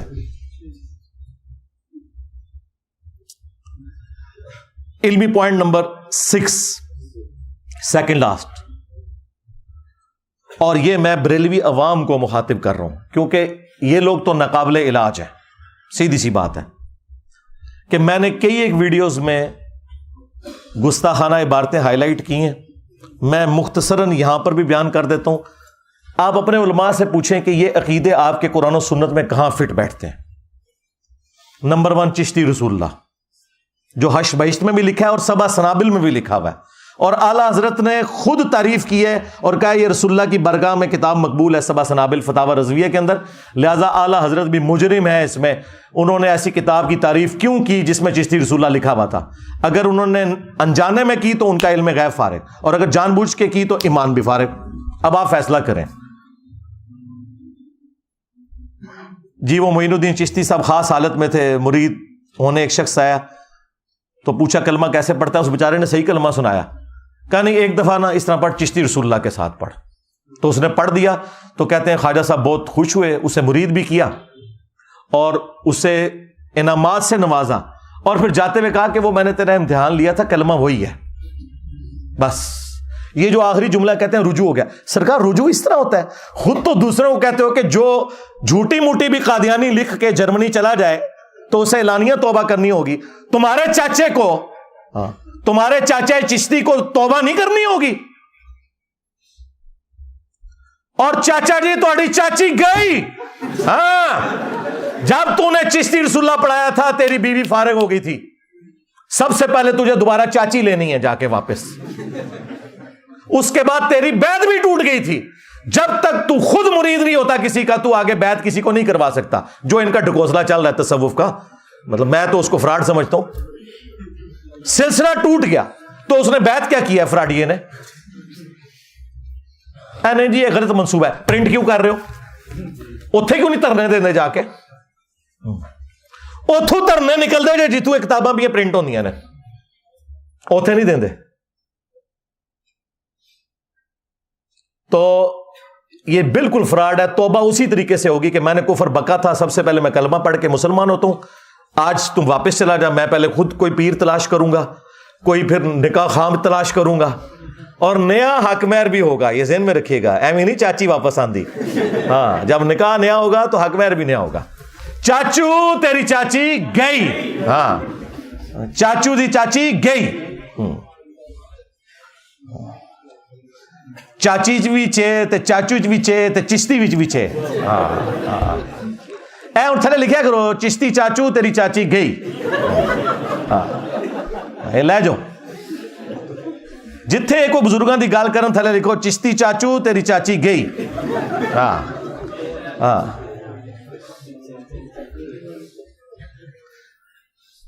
تو یہ اس طریقے سے جھوٹے جھوٹے دفاع کرتے ہیں۔ اللہ کے بندو اس طریقے سے اگر معاملہ، اگر کلمہ ہی نہیں ہے تو پیچھے اسلام کیا رہ گیا؟ اور دوسرا ریفرنس ہے اشرف علی تھانوی رسول اللہ۔ آپ سوچ رہے ہوں کہ اس کا ذکر کیوں کر رہے ہیں بریلویوں کے ساتھ؟ اس لیے کہ بریلویوں کو یہی بات سمجھ آئے گی کیونکہ اشرف علی تھانوی رسول اللہ کو وہ کفر کہتے ہیں آلریڈی۔ اب ویسے خاموشی اختیار کر لی ہے۔ ایک مولوی نے تقریر ریکارڈ کی، کہتا رہا اشرف علی رسول اللہ کا سوال تو یہ علماء دیوبند خود جواب دیں گے، میں صرف چشتی رسول اللہ کا جواب دوں گا۔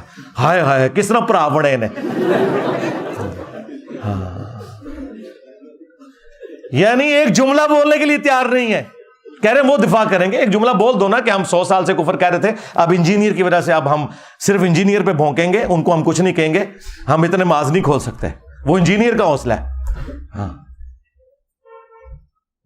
تو یہ دوسرا ریفرنس بھی بریلویوں کے کھاتے میں ہے کیونکہ اب یہ خاموش ہو رہے ہیں، اور جب اس کو کفر کہیں گے تو ہم لا کے چشتی رسول اللہ سامنے رکھ دیں گے، آپ کہیں گے ہاں جی فتویٰ تو آپ پہلے ہی دے چکے ہو، لو تمہارے بابا جی اور چاچو جی اور چاچی جی فارغ۔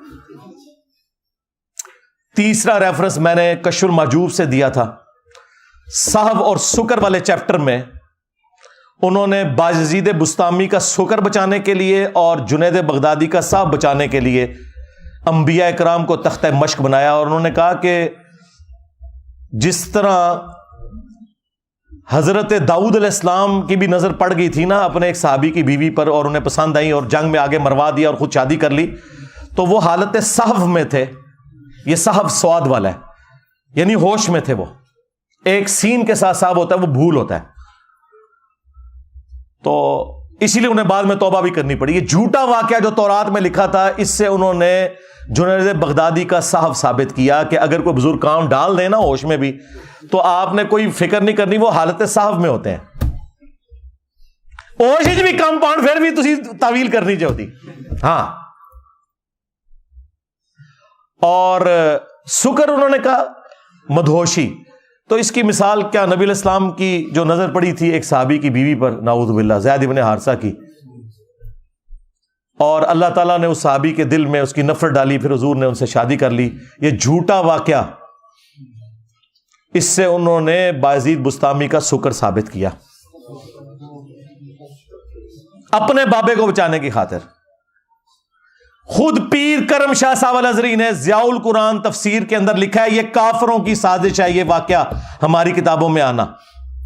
اور اسی پیر کرم شاہ صاحب نے جو ضیاء القرآن پبلیکیشن سے کشف المحجوب چھاپی, اس کے مقدمے میں اس کتاب کی تعریف کی کہ جدہ کوئی مرشد نہ ہوئے کتاب پڑھ لے, اور اس کے اندر وہ کفریہ واقعہ لکھا ہوا تھا. دیکھیں ایک ٹکٹ میں کتنے مزے کرتے ہیں, ایک طرف کتاب کی تعریف کر رہے ہیں, دوسری طرف اس کتاب کا واقعہ اس کتاب میں نہیں کفر کہہ رہے, دوسری جگہ کفر لکھ رہے ہیں. تو دیکھیں پھر ہماری عقابی نظریں کہاں پہنچتی ہیں. ہم میں شرافت تو مولا علی والی ہے, لیکن چلاکی ہوشیاری بنو امیہ سے بھی زیادہ ہے اللہ کے فضل سے, الحمدللہ.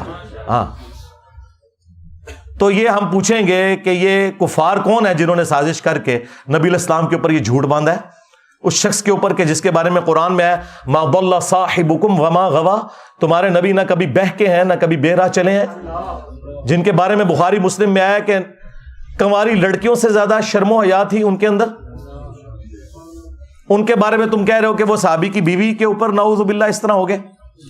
اور ایک چھوٹو مولوی انہوں نے لانچ کیا, وہ چھوٹو ایسا میرے قابو آیا ہے, یہ چھوٹو آج کہہ رہا ہے یہ چشتی رسول اللہ تو بالکل کفر ہے, یہ تو بعد میں کسی نے ڈالا ہے. اور یہ چھوٹو اس مناظرے میں نہ صرف بیٹھا ہوا تھا جس میں انہوں نے چشتی رسول اللہ کا دفاع کیا, بلکہ یہ پیچھے سے سبحان اللہ بھی کہہ رہا تھی. ہاں,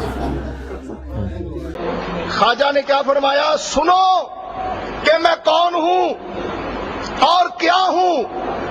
محمد الرسول اللہ صلی اللہ علیہ وسلم کے دربار کے کمینے غلاموں میں سے ایک ہوں, کمینے غلاموں میں سے ایک ہوں, کمینے غلاموں میں سے ایک ہوں. انہوں پتہ ہی نہیں سی کہ اے سبحان اللہ ایک دن انا للہ ہو جائے گا. ہاں, اور تو قیامت تک مار دیتا ہے, بول دے ہی نہیں. 10 تنو کس نے توبہ کرائی, تو دفاع کر رہا تھا, سبحان اللہ پڑھ رہا تھا. تو اس چھوٹو نے نا اس کفریہ واقعے کو حلال کرنے کے لیے کہتا ہے مسلم شریف میں بھی اس طرح کی حدیث موجود ہے, تو انجینئر صاحب اس پہ کیوں نہیں فتویٰ لگاتے. اندازہ کریں مسلم شریف میں کچھ اور بات لکھی تھی, انہوں نے اپنا بابا بچانے کی خاطر مسلم شریف کی حدیث کو تختہ مشق بنایا. وہ آپ حدیث خود پڑھیں, اس میں کوئی ایسی بات نہیں لکھی ہوئی. صحیح مسلم میں حدیث موجود ہے کہ نبی صلی اللہ علیہ وآلہ وسلم نے فرمایا کہ اللہ تعالیٰ نے مجھے اچانک جو نگاہ پڑ جاتی ہے نا کسی نامحرم پر, حکم دیا کہ میں فوراً ہٹا لوں. اور ایک اور حدیث ہے صحیح مسلم کے اندر جو اس نے پیش کی کہ نبی علیہ السلام ایک جگہ بیٹھے تھے, سامنے سے کچھ عورتیں گزری, آپ کی اچانک نظر پڑی تو آپ نے ہٹا لی اور آپ اپنے گھر گئے, اپنی بیوی کے ساتھ ازدواجی تعلق قائم کیا اور پھر باہر تشریف لائے. اور آپ نے فرمایا کہ اگر اس طریقے سے کسی کی نظر نامحرم پر پڑ جائے غلطی سے تو فوراً ہٹا لے اور وہ اپنی بیوی کے پاس جائے, کیونکہ اللہ تعالیٰ نے اس کے پاس بھی وہی چیز رکھی ہے. یہ طریقہ تمہیں دل صاف رکھنے کے لیے, پاک رکھنے کے لیے ایک کارگر طریقہ نبی صلی اللہ علیہ وآلہ وسلم نے تعلیم فرمایا. اس سے وہ کہہ رہے ہیں کہ جی وہ جو واقعہ لکھا ہوا ہے نا زید ابن حارثہ کی بیوی والا, اس میں تو لکھا ہے کہ وہ ناپسند ہوئی, نبی علیہ السلام نے اس عورت سے شادی کر لی. یہ واقعہ اگر مسلم میں یوں ہوتا نا کہ جس عورت پہ حضور کی نظر پڑی تھی وہ جیسے ہی اپنے گھر پہنچی, اس کے خامند کے دل میں اللہ نے اس کی نفرت ڈال دی, پھر اس نے طلاق دے دی, پھر نبی علیہ السلام نے اس کو بلوا کے خود اس سے شادی کر لی. یہ بکواس لکھا ہوا تمہارے بابے نے, مسلم شریف میں یہ نہیں لکھا ہوا. دھوکہ دینا بند کرو. یہ 3 ریفرنس ہو گئے جی. چوتھا ریفرنس وہ تذکرۃ الاولیاء میں جو بایزید نے کہا کہ لوائی اعظم من لوائی محمد, قیامت کے دن محمد کے جھنڈے سے بڑا میرا جھنڈا ہوگا, اور میں قسم اٹھا کے کہتا ہوں کہ محمد اور تمام انبیاء اور تمام انسانیت میرے جھنڈے کے نیچے ہوگی. اور تنو کھنگڑ نہیں دینا کسی نے. ہاں, اور حنیف قریشی صاحب کہہ رہے ہیں نہیں وہ اللہ بول رہا تھا, اللہ کا جھنڈا تو محمد کے جھنڈے سے بڑا ہوگا. بھائی اللہ کا جھنڈا تو آلریڈی محمد صلی اللہ علیہ وآلہ وسلم کے ہاتھوں میں ہے, تمہارے بابے کے ہاتھ میں کون سا جھنڈا ہے؟ کہیں وہ جھنڈا تو نہیں جو بخاری مسلم میں آیا کہ ہر غادر اور خائن شخص کے لیے, دھوکہ باز کے لیے میدان محشر میں ایک جھنڈا گاڑا جائے گا اور اسے آواز دی جائے گی فلاں بن فلاں آ جا, ایتھے کھلو پتہ لگے کہ تو دھوکے باز ہے. یہ تمہارے بابوں کے ساتھ ہونا ہے. یہ جھنڈے ہیں جن کو تم نے لواء الحمد مانا ہوا ہے. تمہارا بایزید یہ کہتا رہا. اب تو یہ دفاع کرتے ہیں نا, تو پھر ہم انہیں کہہ سکتے ہیں نا. اور دیکھو تمہارا بایزید یزید دا ابا, ہاں یہ بھی 261 ہجری میں مرا ہے, اور ہمارے امام مسلم بھی 261 ہجری میں دنیا سے تشریف لے گئے. ایک ہی سن میں دونوں فوت ہوئے ہیں. ان کی کنیت ہے ابو الحسین, ہاں, اور تیرے بابے کی کنیت ابو یزید. اور اس سے بڑا جھوٹ کہتے ہیں امام جعفر کا مرید تھا وہ. اور جعفر کے مرید تو آج یزید نہیں رکھتے اپنے بچوں کے نام, کہتے ہیں جی جائز نہ ہے, رہو نا, ہاں, تاکہ جو سکول جاؤ. ہائے ہائے ہائے ہائے, کتنا کلپ وائرل ہوا پھر. انہوں نے ایک گل سمجھ آندی ہے, ہاں, تیرے بچے جب سکول جائیں تو لوگ کہیں یزید آ گیا, اور چھٹی کے وقت جب تو لینے کے لیے جائے تو کہیں یزید دا ابا آ گیا. ہاں, بچاؤ اپنے بابے نو, ہن اپنے نام رکھو, اپنے پترا دے نام یزید رکھو, اور اپنی کنیت رکھو ابو یزید. ہاں, تیرا ابو یزید تو کہتا رہا کہ محمد صلی اللہ علیہ وسلم میرے جھنڈے کے نیچے ہوں گے, اور میرا امام مسلم ابو الحسین مسلم نے مسلم شریف میں حدیث لی کہ نبی علیہ السلام نے فرمایا قیامت کے دن سب سے پہلے میں قبر سے نکالا جاؤں گا, سب سے پہلے میں شفاعت کروں گا, سب سے پہلے میری شفاعت قبول کی جائے گی. اور مسلم شریف میں ایک اور حدیث ہے کہ سب سے پہلے میں جنت کا دروازہ کھٹکھٹاؤں گا, داروغے جنت پوچھیں گے کون, میں کہوں گا محمد, تو وہ کہیں گے کہ مجھے اللہ نے حکم بھی یہ دیا تھا کہ صرف آپ کے نام کے اوپر یہ دروازہ کھلے گا. ہاں, یہ میرا امام لکھ کے گیا ابو الحسین مسلم بن حجاج القشیری. اور بازید کے چیپٹر میں نا انہوں نے لکھا ہوا ہے بازید بستامی کی معراج. ہاں, اور کہتے ہیں جس طرح انبیاء میں رسول اللہ کو معراج ہوئی ہے نا, اس طرح اولیاء میں اس کو ہوئی ہے معراج. یعنی ابو بکر عمر عثمان و علی کو نہیں ہوئی, انہوں ہوئی ہے. اور کہتے ہیں جنید بغدادی فرمایا کرتے تھے, اس میں ساتھ لکھا ہوا ہے تذکرۃ الاولیاء میں, کہ بازید کا مقام اولیاء میں ایسا ہے جیسا کہ جبرائیل علیہ السلام فرشتوں میں, یعنی فرشتوں کے سردار جبرائیل ہیں, اولیاء کے سردار بازید ہیں. تو سرکار عبد القادر جیلانی دی ہو گئی چھوٹی. ہاں, کیونکہ آپ تو کہتے ہیں وہ اولیاء کے سردار ہیں, اور عبد القادر جیلانی تو آئے بھی بعد میں, وہ 471 میں پیدا ہوئے اور 561 ہجری میں فوت ہوئے, اور یہ ان سے 300 سال پہلے فوت ہوئے 261 ہجری میں بازید بستامی. فیصلہ کرو کہ اولیاء دا سردار کون ہے. ہم سے پوچھیں گے, ہمارے تو اولیاء کے سردار ہیں ابو بکر, عمر, عثمان و علی رضی اللہ عنہم اجمعین وعلیہم السلام اجمعین. تو اسی فیصلہ کرو کہ عبد القادر جیلانی ولیاں دا سردار ہے یا بازید بستامی, کیونکہ تواڈے جنید بغدادی نے کہا ہے نا. ہاں, اور جنید بغدادی تو خود عبد القادر جیلانی کا پردادا پیر ہے. پردادا پیر کی بات مانے یا عبد القادر جیلانی کی مانے؟ سب کچھ فراڈ چل رہا ہے بھائی. تو یہ نبی صلی اللہ علیہ وآلہ وسلم کی عصمت کے اوپر لوگ ڈاکہ مارا کرتے تھے. ہم نے آ کے اب ان کو پکڑا ہے, اور ان کا جو بہانہ تھا نا جی با خدا دیوانہ باش, کیونکہ یہی بازید کہتا تھا سبحانی ما اعظم شأنی, میں پاک ہوں, میری شان بڑی بلند ہے. وہ کہتے ہیں وہ اللہ بول رہا تھا منہ سے, تو وہ یہ آپ ذرا شتیہات میں لیں. لیکن یہ جو اس نے بکا کہ میرا جھنڈا محمد کے جھنڈے سے بڑا ہوگا, جبکہ قیامت کے دن جھنڈا ایک ہی ہے اللہ کا, وہ رسول اللہ کے ہاتھوں میں ہے, یہ کس جھنڈے کی بات کر رہا ہے؟ ٹائم قیامت تک ہے جواب دینا جو ویڈیو چاہ کے دا.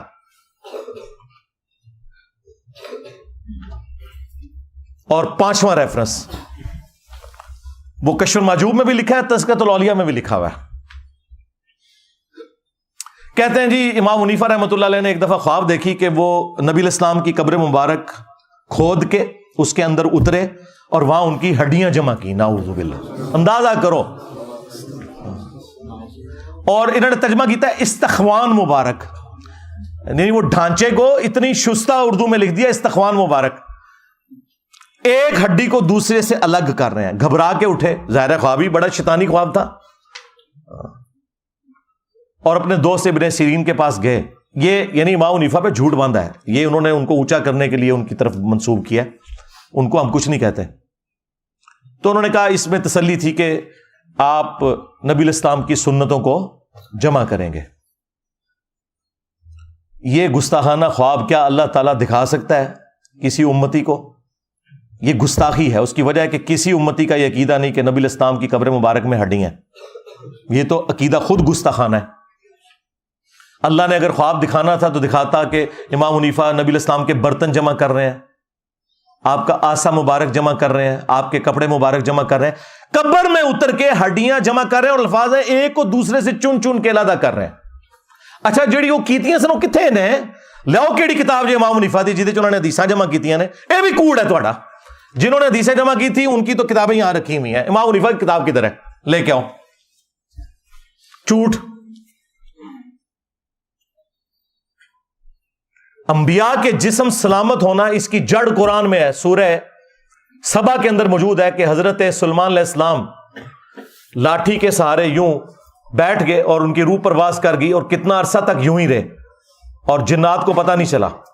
وہ تو جب لاٹھی کو دیمک چاٹ گئی تو وہ جسم نیچے آیا تو پھر انہیں پتہ چلا. اور اللہ تعالیٰ نے کہا کہ اگر علم غیب ہوتا جنوں کے پاس تو یہ تکلیف نہ کاٹتے.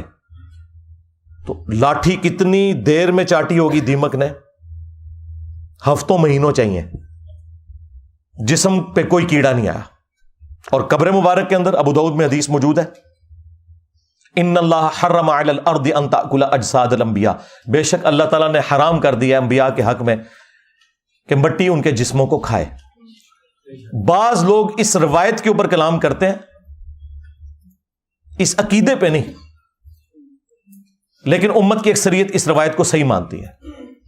صرف امام بخاری کا اختلاف ہے, وہ تفرد ہے. لیکن امام بخاری نے صحیح بخاری میں لیا ہے کہ حضرت عمر کی وفات کے 70 سال کے بعد آلموسٹ جب حجرہ عائشہ گر گیا تو ایک پاؤں ظاہر ہوا. لوگوں نے استغفار پڑھی کہ یہ پاؤں نبی الاسلام کا ہے. تو بعد میں عروہ ابن زبیر کو بلایا گیا جو سیدہ عائشہ کے بھانجے تھے, محرم تھے, وہ اس حجرے میں اکثر جایا کرتے تھے. انہوں نے جب پاؤں دیکھا انہوں نے کہا نہیں یہ حضرت عمر کا پاؤں ہے, اس جگہ حضرت عمر کی قبر تھی. اچھا اس میں یہ نہیں ہے کہ پھر حضرت عمر نے اپنا پاؤں خود اندر کر لیا, نہیں, انہوں نے اندر کر کے ان کو. آج بھی نبی الاسلام کی قبر کھودیں گے, نبی الاسلام آپ کو اسی حالت میں نظر آئیں گے جیسے آپ کو دفنایا گیا تھا. ہاں, کوئی چلتے پھرتے نظر نہیں آئیں گے. جو انبیاء کا قبروں میں نماز پڑھنا یہ سب کچھ برزخی ہے. اسی طریقے سے بیت المقدس میں جمع ہونا یہ سب کچھ برزخی ہے. تو امام بخاری اس عقیدے کو صحیح مانتے تھے. اور وہ حدیث جو المصنف ابن ابی شیبہ کے اندر موجود ہے اور ہمارے استاد شیخ زبیر صاحب نے فضل الصلاۃ علی النبی میں بھی لی ہے, حضرت عمر فاروق رضی اللہ تعالیٰ عنہ کا قول ہے, جب وہ دانیال علیہ السلام کی وہ ایک جسم مبارک کا تابوت نکلا تو پھر انہوں نے وہاں تستر نامی جگہ جہاں سے یہ نکلا تھا انہوں نے پھر خط لکھا کہ یہ اللہ کے پیغمبروں میں سے ایک پیغمبر کا تابوت ہے, اور اللہ کے جو پیغمبر ہوتے ہیں ان کی لاش کو نہ مٹی کھاتی ہے, نہ آگ جلاتی ہے, اور نہ درندے کھاتے ہیں. یہ پروٹوکول ہے. یہ وہ حدیث ہے جسے سارے صحیح مانتے ہیں, یعنی یہ عقیدہ اپنی اصل میں ٹھیک ہے. تو اب مجھے بتائیں انہوں نے یہ عقیدہ کہاں سے نکال لیا کہ جی قبر مبارک کے اندر ہڈیاں؟ کہتے ہیں جی خواب پہ تو کوئی اختیار نہیں. ہم کہہ رہے ہیں اختیار کوئی نہیں, لیکن اسے شیطانی خواب کون آ, اس کو تم فضیلت بنا کے کیوں پیش کر رہے ہو؟ ہم بھی کہہ رہے ہیں یہ شیطانی خواب ہی اکثر تمہارے بابے دیکھتے تھے. وہ نبی الاسلام کا جسم مبارک کیوں کہہ رہے ہو؟ یہاں میں تم سے اختلاف ہے. لو جی یہ میں نے 5 حوالے دیے, اور اس سے پہلے میں نے اسی پارٹی کے ایک اور بندے کو بھی دیے تھے, بریلوی پارٹی میں جو دوسری طرف ہے, جس طرح وہ رائٹسٹ ہوتے ہیں اور لیفٹ والے لوگ ہوتے ہیں نا, اس وقت بریلیوں میں بھی 2 پارٹیاں بن گئی ہیں نا. ایک کو لیڈ کر رہے ہیں مفتی اشرف آصف جلالی صاحب, ڈاکٹر اشرف آصف جلالی صاحب. انہیں بھی میں نے یہ کہا تھا, انہوں نے کہا تھا انجینئر جس چیز کے اوپر تجھے ہے نا اپنا مسئلہ وہ تو ویڈیو میں بیان کر, تو وہ میں نے بیان کیا ہوا ہے. آج تک کسی نے کوئی علمی جواب نہیں دیا. یہی 5 حوالے میں نے ان کو بھی دیے تھے پنجتن پاک کی نسبت سے, یہی 5 حوالے آج میں نے دوسری پارٹی کو بھی دیے ہیں, حنیف قریشی صاحب, کیونکہ مفتی حنیف قریشی کو یہ رافضی کہتے ہیں اور یہ ان کو ناسبی کہتے ہیں. اسی لیے وہ داتا دربار گئے تھے تو انہوں نے تقریر نہیں کرنے دی مفتی صاحب کو, بھاگنا پڑا وہاں سے. تو بریلویوں میں بھی اس وقت 2 بڑے دھڑے بنے ہوئے ہیں. تو اس کو تو میں نے پہلے دیا تھا, مفتی صاحب کو میں نے اب دے دیا, اور میں نے کوئی بے احترامی مفتی صاحب کی نہیں کی. امید ہے وہ ویڈیو میں آ کے جواب دیں گے اور ان ساری باتوں میں اپنی عوام کو سیٹسفائی کریں گے. ہمیں سیٹسفائی کرنے کی ضرورت نہیں, آپ اپنی پبلک کو خود جواب دیں. اور علمی پوائنٹ نمبر 7 جو آخری, جو ان کے پاس حربہ ہوتا ہے کہ جی انجینئر صاحب کو ہمارے ساتھ بٹھا دیں یا میرے پاس آ جائیں یا میں اکیڈمی آ جاتا ہوں. سرکار اس کی ضرورت ہی نہیں ہے. آپ اپنی کوئی نمائندہ شخصیت کی بات کریں. اس کی وجہ ہے کہ آپ کو تو اکثریت نہیں مان رہے. اکثریت تو پارٹی وہ ہے جو الیاس قادری پارٹی اور ڈاکٹر اشرف آصف جلالی پارٹی ہے, وہ تو آپ کو رافضی مانتے ہیں. تو آپ بریلویوں کے کہاں سے نمائندہ ہو گئے؟ سیدھی سی بات ہے, میجورٹی تو ان کے ساتھ ہے. آپ کو کس نے نمائندہ شخصیت بنا دیا؟ اور ان کی بھی بات ہم کریں گے, وہ بھی نمائندہ شخصیت نہیں ہے ڈاکٹر اشرف جلالی, کیونکہ دوسری پارٹی ان کے خلاف ہے. نمائندہ شخصیت ہے مفتی منیب الرحمان صاحب. ہاں, جب سعد رضوی صاحب کے دھرنے کے اوپر مشکل وقت آیا تھا تو اس وقت کے آرمی چیف نے مفتی منیب صاحب کو بلا کر ثالثی کروائی تھی. وہ ہے نمائندہ شخصیت. تو نکالو اپنے بڑوں کو, ہاں ہوا لگواؤ 14 اگست کے اوپر. ہاں یار, ہمارے پاکستانی قوم بھی اپنے صدر پاکستان کو ہوا لگواتی ہے. ہاں, حالانکہ ڈیموکریٹک سسٹم میں صدر کے عہدے کی کوئی ضرورت ہی نہیں. یہ کروڑوں اربوں روپے کا نقصان پاکستانی نیشن کے اوپر انہوں نے تھوپا ہوا ہے. پرائم منسٹر ہے, بس صرف ایک اعزازی ہوتا ہے. تو اپنے بڑوں کو ہوا لگواؤ نا. دیکھو, جب ہمارے صحابہ کرام پر برا وقت آیا, غزوہ حنین کے موقع پر ایک تکبر والا جملہ صحابہ کی زبان سے نکل گیا. سورہ توبہ میں آیا, اپنی کثرت کے اوپر انہوں نے تعجب کیا. تو اللہ تعالیٰ کہتا ہے پھر بھاگنے کی جگہ نہیں ملی. ہاں جی, ہم بدر میں 313 تھے, غالب آئے, آج تو ہم ہزاروں میں ہیں. قبیلہ حوازن کے تیروں کا مقابلہ نہیں کر سکے, اور 12,000 کے لشکر میں صرف 80 بندے نبی الاسلام کے ساتھ رہ گئے. اور نبی الاسلام اپنے خچر پہ اکیلے آگے بڑھے 80 لوگوں کو ساتھ لے کر, اور آپ کی مہار آپ کے چچا زاد ابو سفیان بن حارث نے, یہ مامو جی کے والد نہیں ہے, یہ نبی الاسلام کے چچا زاد ہے, ابو سفیان بن حارث. اور نبی الاسلام خچر پہ آگے بڑھ رہے ہیں. انا النبی لا کذب انا ابن عبد المطلب, میں نبی ہوں, اس میں کوئی شک نہیں, میں عبد المطلب کا بیٹا ہوں, اس میں کوئی شک نہیں. یعنی لیڈر کا پتہ ہی اس وقت چلتا ہے جب مشکل وقت آتا ہے. اگر نبی الاسلام اپنی اس دعوت میں سچے نہ ہوتے تو کبھی آگے نہ بڑھتے. اور آپ نے ایک مٹھی بھری یوں کنکروں کی اور کافروں کی طرف یوں پھینکی, اللہ تعالیٰ نے ان کی آنکھوں کو اندھا کر دیا, مسلمانوں کو فتح نصیب ہوگی. تو سرکار, آپ کے فرقوں کے اوپر برا وقت آیا ہے تو نکالو اپنے بڑے باہر. ہاں نکلے مفتی منیب صاحب, میں ہوں مفتی منیب, اس میں کوئی شک نہیں, میں ہوں مفتی اعظم پاکستان. انجینئر کدھر ہے, نکل آ. مفتی صاحب آئے, ان کو آنے کا ٹکٹ بھی دوں گا, اور اسلام آباد سے جیلم کی میں اسپیشل گاڑی ان کے لیے بھجواؤں گا, اور یہاں میں انہیں بٹھاؤں گا, خود سامنے بیٹھوں گا. ہاں, آ کے بات کریں عقیدے کے اوپر. اور یہ مجھے شوق نہیں ہے, یہ کہتے ہیں نا جی بیٹھ, اور ہمارے اسٹوڈنٹ بھی ہمیں آئے دن جو ہے وہ تنگ کرتے ہیں. میں آپ لوگوں کی وجہ سے کہہ رہا ہوں, ورنہ مجھے کوئی ضرورت نہیں یار. جن لوگوں کی اپنی ویورشپ سینکڑوں اور ہزاروں میں ہے, ٹھیک ہے, میری تصویر لگائیں تو ہزاروں تک جاتی ہے, ان کے ساتھ مجھے بیٹھ کے کیا لینا ہے. آئے, دیوبندیوں کو شوق ہے مفتی تقی عثمانی صاحب کو نکالیں. میں ہوں مفتی تقی عثمانی, علماء دیوبند کا ہیڈ. انجینئر آ سامنے, یہاں بیٹھے, میں نیچے بیٹھوں گا. وہابی نکالیں ساجد میر صاحب کو, شیعہ نے نکالنا ہے ساجد نقوی صاحب کو نکالیں. اور یہ مطلب میں ان کی کوئی توہین نہیں کر رہا, مجھے ان پر اعتماد ہے کہ ان کے ساتھ میں بات کروں گا تو مسئلہ حل ہوگا, کیونکہ نچلے تو اتنے زیادہ ہی ختم ہی نہیں ہوں گے. ایک سے بات کروں گا دوسرا کہے گا ان کو تو پتہ ہے, ان کو تو یہ فیلڈ ہی نہیں تھی, اس لیے وہ انجینئر صاحب سے زیر ہو گئے. تو وڈا کڈو, ڈائریکٹ فائنل میچ کھیلیے. ہاں, اور یہ آپ کی خواہش کے اوپر ہے. اتنا مشکل وقت آیا ہوا نا یار, یہ بڑے کس دن کام آنے ہیں, اس سے برا وقت آنا تھا فرقوں پہ, اسی دن کے لیے بندے سنبھالے ہوئے تھے نا, نکالو. اچھا تم کہتے ہو اگر یہ بول نہیں سکتے تو میں ایک اور آفر دیتا ہوں, یہ آ جائے, تم ان کے ساتھ بیٹھ جاؤ, ان کو سامنے بٹھاؤ اسٹیچو بنا کے, اور پہلے اناؤنسمنٹ کرو کہ ان کو چونکہ بات کرنی نہیں آتی, ان کے بہاف پہ میں بولوں گا. انجینئر صاحب آؤ, ختم نبوت کے اوپر بات کرو, عقیدہ توحید کے اوپر بات کرو, گستاخانہ عبارتوں کے اوپر بات کرو, میں کرنے کے لیے پھر بھی تیار ہوں. یہ معقول ہے نا جی؟ اس سے بھی آسان, اگر وہ بڑوں کو ہوا نہیں لگا سکتے, بڑوں سے ایک ویڈیو کلپ بنواؤ. بعض لوگ کہہ رہے ہیں انجینئر صاحب نے پہلے کہا تھا لکھوا کے لاؤ. سرکار میں نے پہلے دن سے کہا ہے ویڈیو لازمی بنوانی ہے, اور لکھی ہوئی تو ٹویٹس بھی ڈیلیٹ کر دیتے ہیں لوگ. ویڈیو چاہیے کہ یہ میرا بچہ, یہ میرا ریپرزینٹیٹو ہے, اس کی جیت میری جیت, میری جیت میرے فرقے کی جیت، اس کی ہار میری ہار، اور میری ہار میرے فرقے کی ہار ہے. سرکار یہ باتیں ہیں، اسی لیے تو وہ ایک گلے پھاڑنے والے کو ان کے بڑے نے فارغ کر دیا تھا کہ تیری وجہ سے میری داڑھی پٹی جاتی ہے، تو آئے دن جا کے گل کرنا ہے اور سیدھا میرا نام لینا ہے، کڈو ساجد میر صاحب نو، ساجد میر صاحب نو. انہوں نے کہا تو منو بڑا بے شرم آدمی ہے، تو آئے دن میری داڑھی پٹوانا ہے تو. اور حقیقت بات ہے وہ بہت ماڈریٹ آدمی ہے، ساجد میر صاحب انتہائی ماڈریٹ آدمی ہے، وہ اس طرح کے نہیں ہے. وہ ہمارے استاد جو پروفیسر احمد رفیق اختر صاحب، ان کے پروگرام میں بھی وہ جایا کرتے تھے، مہمان خصوصی ہوتے تھے. اتنا ان کے اندر یعنی ٹالرنس موجود ہے. تو اس کی وجہ سے ان کو بھی سننی پڑتی ہیں. اور یہ میں سب کچھ صرف ان لوگوں کی خواہش پہ کہہ رہا ہوں، مجھے کوئی ضرورت نہیں ہے. اپنے بڑوں کو لانچ کریں یا ان سے ویڈیو اس طرح بنوائیں اور ٹائم قیامت تک جائے. یہ میں نے اس آخری بات کا جواب دیا جو انہوں نے کہا کہ جی وہ بھی کلپ بناتے ہیں، میں بھی کلپ بناتا ہوں تو مسئلہ ختم نہیں ہوتا. سرکار مسئلہ ختم ہو گیا ہے. مسئلہ ختم یہ ہوا ہے کہ تمہاری عوام یہاں آ گئی ہے، مسئلہ ختم ہو چکا ہے. مجھے تو کوئی مسئلہ نہیں ہے. تم نے اپنی عوام کو اگر واپس لینا ہے تو انہیں قائل کر لو، سیدھی سی بات ہے. میرے ساتھ بیٹھ کے کیا لینا ہے؟ میرے ساتھ بیٹھنا ہے تو پھر میں نے جو آپ کو یہ ساری چیزیں بتائی ہیں وہ آپ کے سامنے. میرا خیال ہے مفتی صاحب کو اور ان کے کٹر فالورز کو اس کے بعد انشاءاللہ آرام آ جائے گا. صلو علی محمد و آل محمد، اللہم صلی علی محمد وعلی آل محمد واصحاب محمد وازواج محمد وامت محمد اجمعین الی یوم الدین، آمین.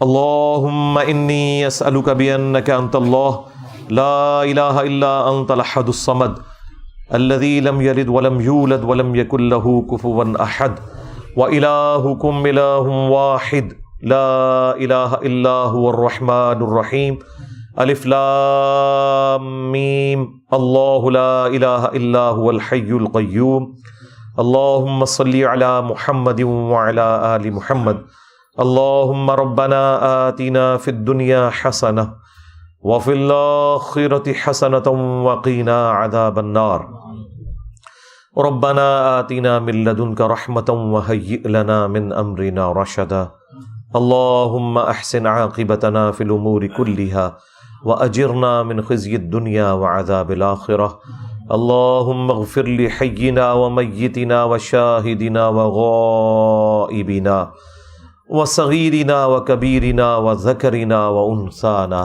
اللهم من أحييته منا فأحيه على الإسلام ومن توفیتہ منا فتوفہ علی الایمان. اے اللہ جن جن بھلائیوں کا سوال تیرے محبوب صلی اللہ علیہ وآلہ وسلم نے تجھ سے کیا، ہمارے حق میں، ہمارے ماں باپ کے حق میں، ہمارے بیوی بچوں کے حق میں، پوری امت کے حق میں قبول و منظور فرما.